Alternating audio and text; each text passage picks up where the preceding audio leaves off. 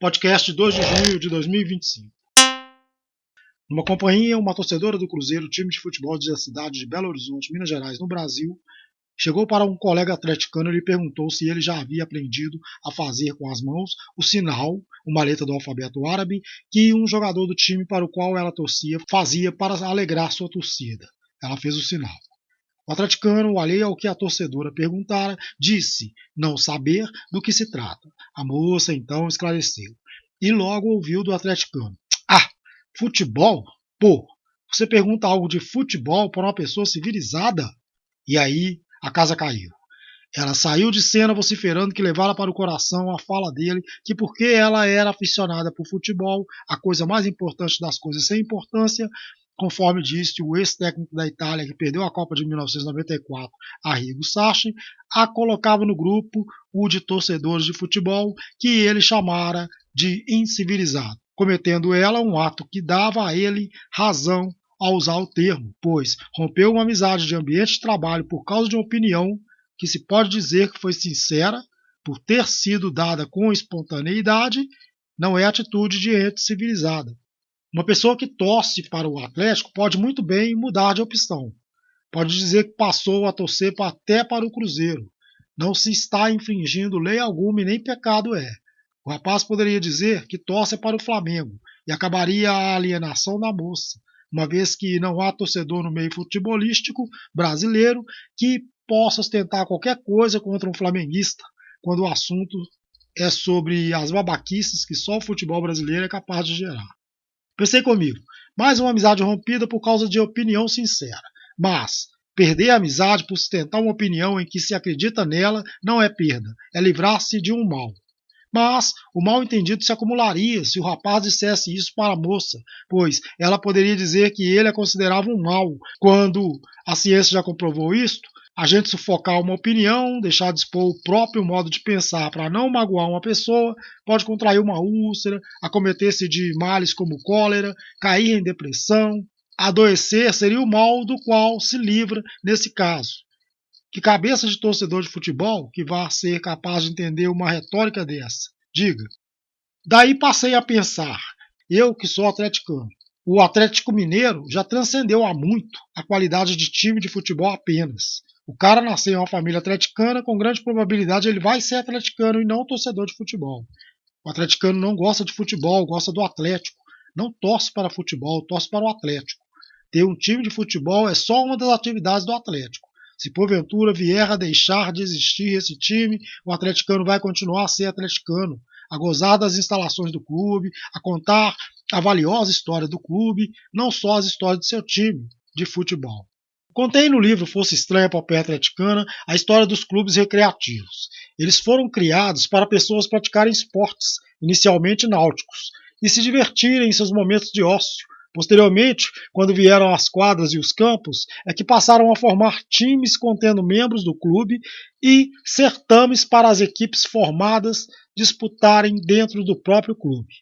Depois é que vieram competições entre clubes, o que fazia bem para a cidade e também para o empreendimento, primeiramente sem fins lucrativos, pois as pessoas, quando queriam se associar a um clube comprando uma cota de sócio, passaram a olhar não só para a infraestrutura do clube, também para as conquistas em competições entre clubes que eles ostentavam.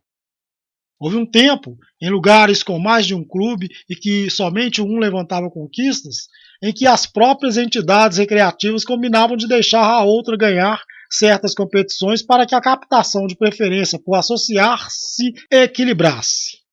Do contrário, um clube sem muitos troféus ia preferir parar de competir por eles e disputar a preferência de quem quer só um lugar para passar seu tempo durante as folgas, como era antes. E hoje também é assim entre os clubes, porém a estrutura não é tão simples e não envolve somente os clubes. Por isso é que é bobagem cultuar o futebol com a ótica superficial que é cabida ao torcedor padrão, cuja cabeça é moldada em linha de produção. E não adianta perguntar para o atleticano qualquer coisa de retardado que jogador de qualquer outro time de futebol faz em campo, porque ele não vai saber do que se trata e nem vai se interessar por saber. Eu não estou me referindo aos atleticanos fabricados pela mídia esportiva. Estou me referindo ao atleticano dos bons tempos dos clubes, tais quais eles foram criados para ser. O torcedor de futebol, simples e puramente, que sequer frequenta as instalações recreativas de um clube, nasceu quando as competições entre clubes ganharam o interesse de não membros dos clubes. Para um clube enfrentar o outro, passou a ser necessário haver um campo que podia ser neutro, geralmente municipal ou estadual, ou particular, pertencente a um ou outro clube em confronto. As competições administradas fora das administrações clubistas, bem como a regulamentação do futebol e a respectiva associação, chamada Football Association, foram criadas em um recinto maçônico, chamado Freemasons Tavern, situado na Great Queen Street, no centro de Londres, em 23 de outubro de 1863. Não à toa se suspeita, o futebol é produto da maçonaria e a cara de instrumento de gestão de comportamento de pessoas e exploração de capital é característico do futebol, ainda mais hoje com o futebol de SAF.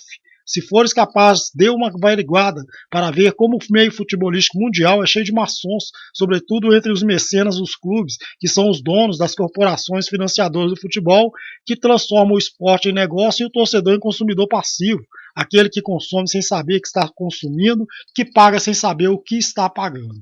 Para que fosse possível que pessoas assistissem os jogos, entrou em prática a cobrança de ingressos. Esses torcedores que pagam o ingresso, a figura dele hoje está entre os que adquirem o cartão sócio-torcedor, é que enfeiaram o futebol, acabaram com ele. São eles que gritam baboseiras nos estádios e só se interessam por vitórias e títulos. São esses que ocasionam a violência que a imprensa, hipocritamente, coordena e justifica com justificativa falsa de ser produto da rivalidade e da paixão pelo futebol ou pelo clube. Antigamente, torcer para futebol não era um ato incivilizado, que nem é hoje. Não havia tanto desrespeito como há hoje. Não havia foguetórios para matar pássaros com os explosivos ou atordoar cães, gatos, pessoas autistas, idosos com barulhos soltados ao final de qualquer joguinho chanfrim que seja. Muitas vezes com o intuito de provocar quem não torce para o time que um alienado soltador de foguetes torce. Não havia buzinação de carros e cornetas, gritaria na rua até de madrugada, vandalismo geral nos espaços públicos e nos ônibus protagonizados pelo torcedor. Quer seja pela alegria boba, a euforia doentia e idiota, quer seja pelo ódio proclamado ao torcedor rival, construído pela imprensa esportiva a pedido dos mercadores do futebol, quer seja pela decepção sofrida quando se trata de uma derrota ou perda de campeonato. E olha que esse antigamente a que me refiro se refere até aos tempos militares no Brasil. Cito isso porque civilização vem de civil. Militar tem tudo a ver com selvageria, belicosidade, ostentação de autoridade, tudo que o torcedor quer exprimir quando se extravasa. Durante muito tempo eu protestei uma visão pejorativa que pessoas estampavam para qualificar como ridículo e idiota o torcedor de futebol. Hoje concordo plenamente com aqueles chacoteadores insensatos. Eles contavam uma piada que dizia que uma pessoa passava debaixo e do lado de fora de uma arena lotada e de lá de cima vinha um alarido formado por aplausos, manifestação de comemoração, seguido de um coro. O tchum é legal, o tchum é sensacional. Tudo ocorria depois que o tchum surgia. O tchum era o ruído emanado de uma espada mergulhada em uma tina com água fria após ter sido aquecida, a espada em uma violenta chama. Enquanto ela era aquecida, o público acompanhava com muita apreensão, muita ansiedade. O ruído do tchum era a libertação, o alívio. Mas nada de concreto para aqueles malucos nas arquibancadas acontecia. Só a sensação de alívio de uma dor e apreensão insana que bastava não estar ali no estádio ou acompanhar o evento de outro lugar para não senti-las. É o que acontece no futebol. Pessoas vão ver pernas de marmanjos correrem atrás de uma bola, ficam apreensivas, sem motivo, a ponto de legarem um infarto por causa de coisa fútil, e quando o objeto chamado bola toca uma rede posicionada atrás de 3 pilares, o grito de gol, que é o tchum, aparece. Coisa de maluco brigar por causa disso, eu acho. Bem, presenciada essa cena, encontrei com um rapaz que me perguntou se o sentido da vida era viver. Pego de surpresa com uma pergunta tão aleatória e distoante do que havia pouco estava na minha cabeça, respondi perguntando se o rapaz acreditava em espírito ou mundo espiritual. Ele respondeu que sim, e eu disse para ele que, para mim, o sentido da vida era se tornar capaz de viver no mundo espiritual. Daí ele quis saber se eu acreditava em Deus e o que era para mim esse ser, se eu achava que era uma força criadora ou um ditador barbudo. Falei para ele que Deus somos todos nós porque somos força criadora. Sem nós, Deus não cria nada.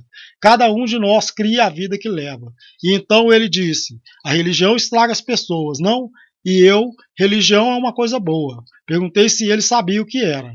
Ele me disse que era um local onde pessoas se reuniam para falar sobre Deus. E eu, não. Religião é quando você se desprende dos interesses do corpo físico e busca contemplar as coisas do espírito ou do mundo espiritual. Isso que você falou é igreja. E igreja, sim, estraga as pessoas. Já viu alguma igreja te explicar exatamente o conceito de religião, que é se religar ao divino ou à sua essência divina, seu espírito? Uma igreja, por exemplo, pode ser um partido político, um time de futebol. As pessoas estão ali reunidas por um ideal. No caso, não é uma igreja religiosa. Ele disse que não e perguntou se eu acreditava que Jesus voltará, criticando as crenças das igrejas cristãs. Perguntei para ele se ele sabia o que é crença.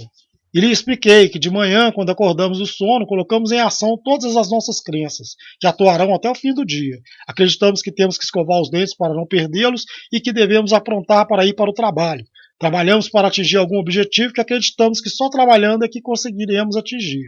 Conversamos com os colegas de trabalho sobre coisas que acreditamos e buscamos aliar a eles para aturar o local de trabalho e conferir os objetivos que temos. As crenças só dão sossego quando voltamos a dormir, e a maioria delas terão sido cumpridas, pois, na verdade, só as tratamos como crenças, não passam de programações que fizeram em nosso cérebro. Desenharam o mundo para a gente. Os nossos dias são desenhados por pessoas mais poderosas, e entre as coisas que desenharam para a gente está a ida às igrejas, mantendo a relação que igreja pode ser qualquer reunião de pessoas, então até mesmo as idas aos estádios ou às urnas. Agimos como esperam os que nos enchem de crença para arrancar de nós, para eles, aquilo que nós não temos, e é o que viemos buscar aqui na Terra, que é a liberdade. Eu lhe respondi em seguida que não espero nenhum Jesus voltar, mas quanto ao que as igrejas pregam, talvez Jesus já tenha voltado e viu que as pessoas não esperavam de fato por ele, pois elas esperam por riquezas materiais, notícias sobre guerras, sobre encomenda e o mundo cão que aparecem na imprensa, ascensão de partidos ou de políticos ao poder das nações, idas a baladas, consumo de álcool e drogas, ostentação de conquistas do futebol, e nada disso Jesus teria prometido dar ao crente nas suas palavras. As pessoas não estão interessadas que Jesus volte. Assim como os pregadores, elas querem apenas que haja a perene expectativa de que ele volte. Se ele voltar, acaba-se a esperança. E quando a esperança acaba, acaba-se a fé. E fé é o que dá sentido à vida para a maioria das pessoas. A fé é, na verdade, a prisão delas. Tire a fé das pessoas e elas alcançam o objetivo de viver, ser livre.